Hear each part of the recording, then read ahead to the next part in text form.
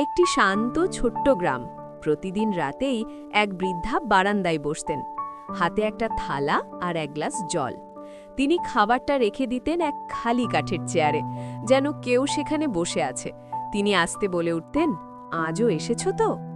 গ্রামের লোকেরা এসব দেখে হাসত, বলতো, বুড়ি নিশ্চয়ই পাগল হয়ে গেছে, মৃত স্বামীর জন্য নাকি খাবার রাখে।